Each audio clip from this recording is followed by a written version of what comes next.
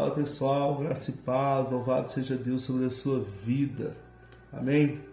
Glória a Deus mesmo, né? Você está vendo esse vídeo agora, Deus te incomodou de você ver. Espero que você assista até o final, pode ser alguma coisa que te acrescente, ou algo que eu venha falar aqui possa acrescentar alguém próximo de você. Amém? Pessoal, estava refletindo aqui agora, eu estou no hotel, estou sozinho, e assim, Deus falando muito comigo, né? Eu recebi tanta notícia ruim essa semana. Pessoas acamadas, né? Doentes, impossibilitadas de trabalhar, de se locomover, de ir e vir. Nós da nossa igreja estamos passando por esse jejum e oração e assim, dá essa impressão que em vez de melhorar, piora, né? Só más notícias, muita tribulação. E a gente não sabe o que está acontecendo, por que isso, eu estou fazendo a coisa certa, eu estou fazendo a coisa errada. E comecei a refletir, né? E comecei a ler o livro de Neemias. Neemias é um livro fantástico.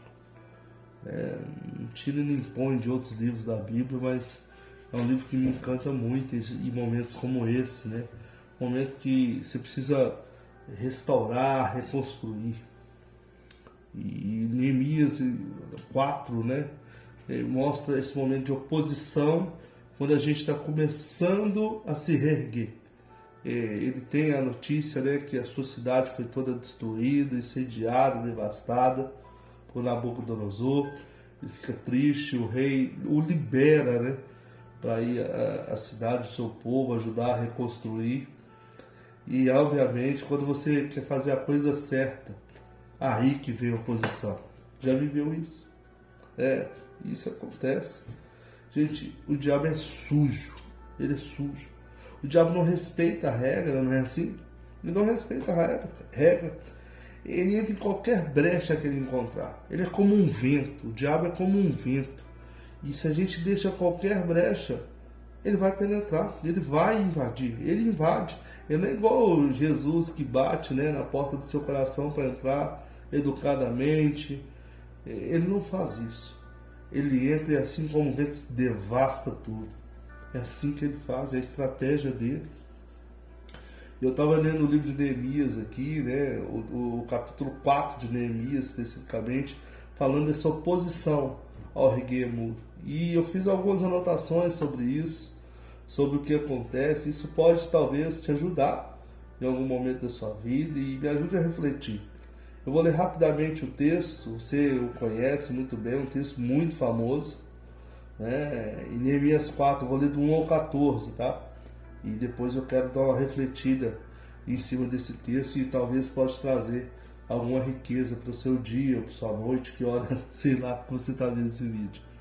Quando Sanbalate soube que estavam reconstruindo o muro, ficou furioso, ridicularizou os judeus e na presença dos seus compatriotas e dos poderosos de Samaria disse: o que aqueles frágeis judeus estão fazendo? Será que vão restaurar o seu muro e não oferecer sacrifícios? E não terminar a obra em um só dia? Será que vão conseguir ressuscitar pedras de construção daquele monte de entulho e pedras queimadas? Tobias, um amonita que estava ao seu lado, completou: pois que construam, basta que uma raposa suba lá para que esse muro de pedra se desabe. Ouve-nos, ó Deus, pois estamos sendo desprezados. Faz cair sobre eles a zombaria. Sejam eles levados prisioneiros como despojo para outra terra. Não encubra as iniquidades dele, nem esqueçam os seus pecados, pois provocaram a tua ira diante dos construtores. Nesse meio tempo, fomos reconstruindo o muro, até que chegamos à metade de sua altura e toda a sua extensão. O povo trabalhava com disposição.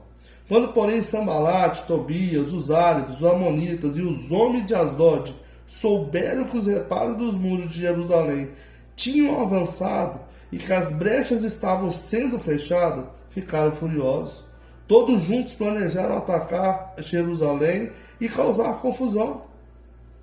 Nós, porém, oramos ao nosso Deus e pusemos guarda de dia e de noite para nos proteger deles. Enquanto isso, o povo de Judá começou a dizer: os trabalhadores já não têm força e ainda há muito entulho. Por nós mesmos não conseguiremos reconstruir o muro. Os nossos inimigos diziam: antes que descubram qualquer coisa ou nos vejam, estaremos bem ali no meio deles. Vamos matá-los e acabar com o trabalho deles. Os judeus que moravam perto deles 10 vezes nos preveniram. Para onde quer que vocês se virarem, saibam que seremos atacados de todos os lados. Por isso, posicionei alguns do povo atrás dos pontos mais baixos do muro, nos lugares abertos, divididos por famílias, armados com espadas, lanças e arcos. Fiz uma rápida inspeção e imediatamente disse aos nobres, aos oficiais e ao resto do povo: não tenham medo deles. Lembre-se de que o Senhor é grande e temível, e lutem pelos seus irmãos, pelos seus filhos e filhas, pelas suas esposas e pelos lares de vocês. É sobre isso que eu quero falar. Eu anotei algumas coisas sobre esse texto e que me chamou muita atenção, e espero que chame a sua atenção também, tá? Uma coisa que me chamou a atenção é logo no verso 1. À medida que os muros iam sendo reparados, a ira do inimigo crescia contra Judá. Sabe o que acontece? Quando a gente começa a mudar de vida, você, quando se declara como cristão, você faz uma volta de 180 graus, é uma metanoia, é uma mudança. Isso gera muita oposição. Isso gera muita oposição, isso ira o inimigo. Não é normal você estar fazendo 14 dias de jejum e oração. Talvez você, como cristão, nunca tenha feito isso, não dá bola, não se identifica com isso. E resolveu: a igreja está pedindo, eu vou fazer. Isso movimenta. Isso faz um movimento. Esse movimento incomoda o inferno. Esse movimento incomoda o diabo. Esse movimento mexe com o céu e ao mesmo tempo mexe com o inferno. Sobe e desce. Ele vai ficar furioso. Então saiba disso. Quando estamos em construção, mudando a nossa vida, nós vamos contrariar o inimigo. Isso mexe o céu e também mexe o inferno. Oração, jejum não é barganha com Deus, mas mexe o céu e ao mesmo tempo incomoda o inferno. Isso mexe o inferno também. O texto diz que Sanbalat se enraiveceu. Sanbalat era um dos líderes daquele momento e ficou muito irado. E a forma de manifestar a sua ira foi ridicularizando aquele povo, né? E uma das armas mais poderosas que o diabo tem contra nós é nos ridicularizar. Ele vai te ridicularizar. Olha só, olha o seu Deus. Seu Deus é o Deus de nada. Olha você aí fazendo jejum e oração e tem conta para pagar essa semana e não tem dinheiro. Olha o emprego, olha quanto você é humilhado no trabalho. Nossa Deus, a sua célula, a pessoa é muito ingrata. Não sei o que. Ele vai te ridicularizar. A sua célula só tem 3 pessoas, nunca que você vai multiplicar. É isso que a gente ouve. Nunca que esse evangelho vai se expandir. Essa é uma das maiores armas do inimigo, a zombaria. No verso 2, olha o que ele diz. O que aqueles judeus fracos estão fazendo? O diabo te subestima. Ele acha que você é fraco mesmo. O inimigo desacredita do seu objetivo e vai fazer com que você desacredite também. É isso mesmo, ele vai fazer isso. Só fazer você acreditar que você é incapaz, você é imperfeito. Ele vai fazer isso.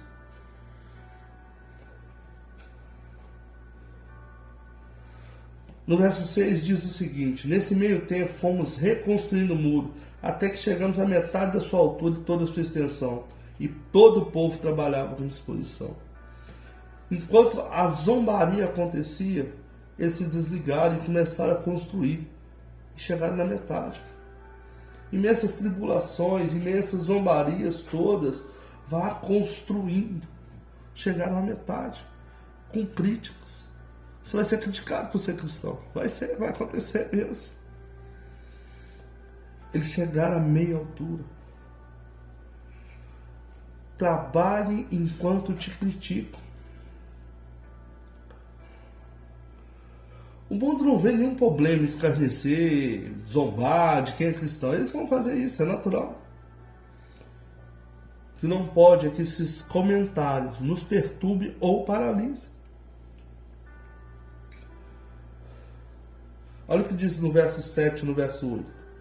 Quando, porém, Sambalate, Tobias, os árabes, os amonitas e os homens de Asdod souberam que os reparos dos muros de Jerusalém tinham avançado e que as brechas estavam sendo fechadas, ficaram furiosos. Todos juntos planejaram atacar Jerusalém e causar confusão.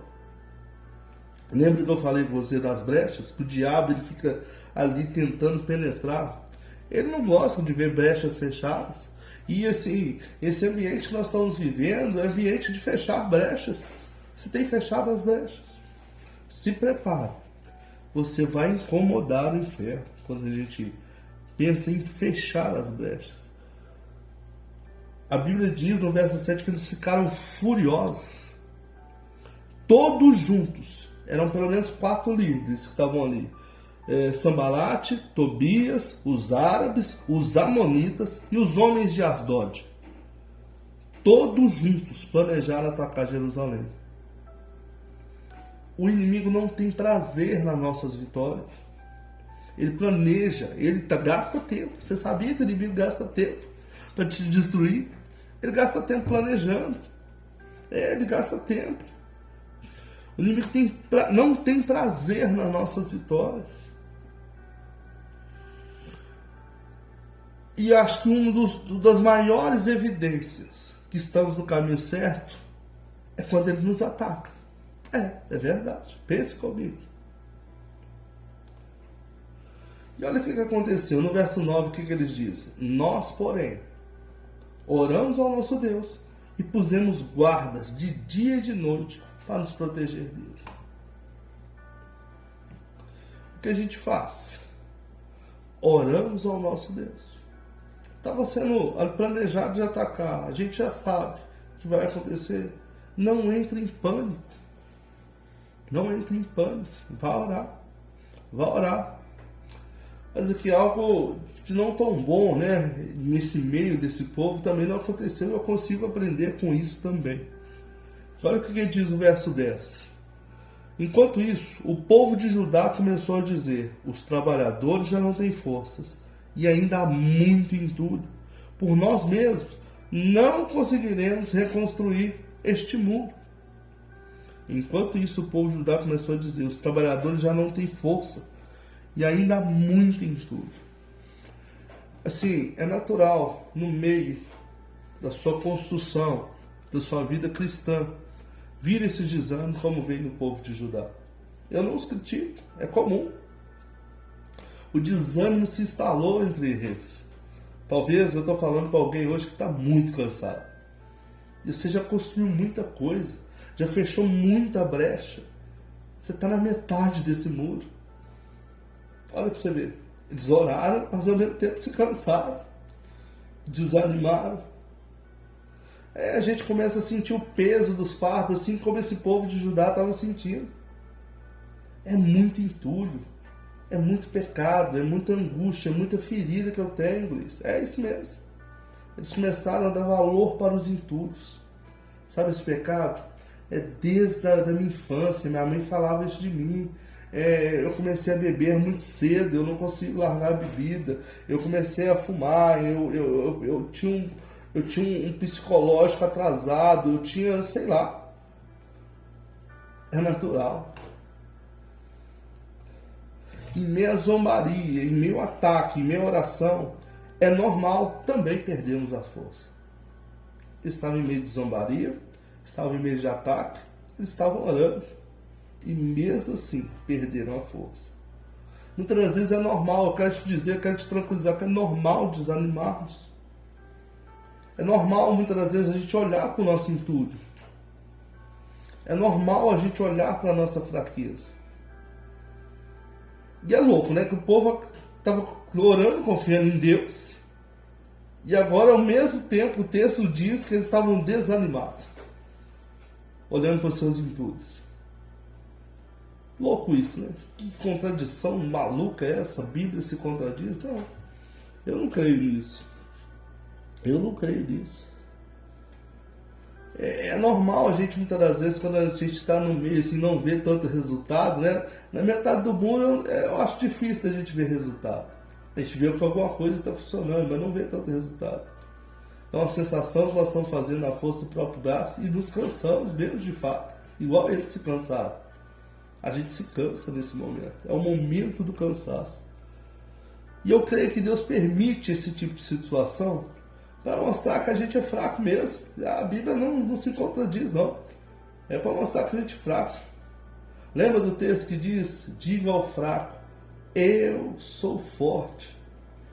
Lembra do texto? O poder de Deus se aperfeiçoa na nossa fraqueza. Ele precisa da gente fraco mesmo. Então não fica triste se isso acontecer com você, isso é normal. Eu quero te tranquilizar, te dizendo que isso é normal. Deus permite esse tipo de situação na sua vida para mostrar que é Ele que tem o poder de todas as coisas. É Ele que tem o poder. É Ele que tem o poder.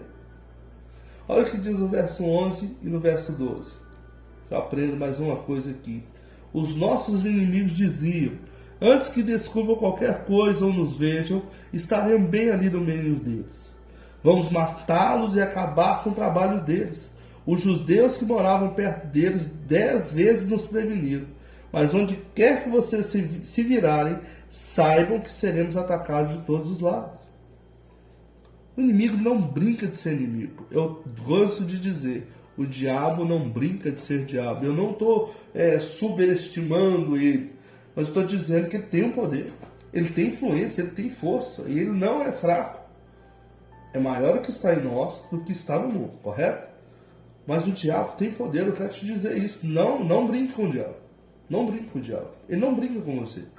Ele está ali para te destruir mesmo, te macetar. O plano do inimigo é acabar com a gente. E ele vai fazer isso. Ele não está de brincadeira, gente. Lembra? Que diz em livro de 1 Pedro? Ele anda ao derredor, tramando como leão a quem possa tragar. É isso aqui. Ele se infiltra no meio deles. Isso é maravilhoso e ao mesmo tempo extraordinário para a gente entender essa estratégia de Satanás. A gente precisa conhecer o nosso inimigo. Ele vai penetrar no nosso meio. Entende isso? Só quero que você veja aqui que o povo fez, Neemias fez, né? Olha o verso 13. Por isso, posicionei alguns do povo atrás dos pontos mais baixos do muro, nos lugares abertos, dividindo por famílias, armados com espadas, lanças e arcos. Fiz uma rápida inspeção e imediatamente disse aos nobres, aos oficiais e ao resto do povo: não tenham medo deles. Lembre-se de que o Senhor é grande e temível e lutem pelos seus irmãos, pelos seus filhos e filhas, pelas suas esposas e pelos lares de vocês. Ele se posicionou, ele teve um plano. Não ficou só na oração, né? A gente não deve ficar só na oração. Isso não é achar que a força do nosso próprio braço. Não. A gente confia em Deus de todo o coração. E vai à luta, vai trabalhar. A gente vai trabalhar. É assim que a gente deve fazer, né? Eles partiram passando, eles foram para a intencionalidade. Eu gosto de dizer isso. Faça tudo como se dependesse de você. E acredite, como tudo se dependesse de Deus. Isso é intencionalidade. Faz a sua parte e crê que Deus vai fazer a parte dele. Ele faz. Deus é fiel. Ele não é igual a gente. E esse povo foi maravilhoso ali, que eles foram estratégicos. Vigiar e orar. Já ouviu isso, Mateus? Quando Jesus fala com o povo lá, os caras estavam dormindo. Ele falou: fica aqui vigiando que eu vou lhe orar. Quando ele voltava, a galera estava dormindo. Vigiar e orar. Vigiar e orar. A gente não deve só orar. E também não deve só vigiar. As duas coisas têm que acontecer de forma simultânea. Você tem orado e tem vigiado. Em meio a esses ataques de enfermidades, de doenças que têm acontecido, você tem vigiado e tem orado? Você tem fechado as suas brechas? Em minhas críticas, zombarias, você tem orado? Em que altura o seu muro está? Está na metade? Fica com essa palavra no seu coração. Sentir no coração de falar isso agora e falar isso hoje. Deus, em nome de Jesus, abençoe essa pessoa que está vendo esse vídeo. Deus colocou a palavra correta na minha boca aqui hoje. E que a gente possa ser como Neemias, que vamos erguer esse muro, Pai. Nós somos atacados de todos os lados, muitas das vezes como povo de Judá nós vamos nos desanimar, mas Deus, nós cremos num Deus todo-poderoso que se aperfeiçoou o seu poder na nossa fraqueza. Eu não sei se os meus amigos ou eu estou no início desse muro, estamos na metade, eu sei que o inimigo tem ficado furioso, nós temos vários sambalates em nossa vida, e que a gente possa orar e vigiar e usar a estratégia correta, Pai, que é a oração. Vigiar, é colocar o pessoal à pronta, é cuidar da nossa família. Nós precisamos disso. Pai amado, Pai querido, abençoe. Em nome de Jesus. Amém. Amém. Louvado seja Deus. Eu estou fazendo esse vídeo numa quinta-feira, quase que 11 horas da noite, de fevereiro de 2024. E assim, eu acho que Deus tem motivos nessa noite para falar comigo e com você. Que Deus te abençoe poderosamente. Em nome de Jesus. Amém.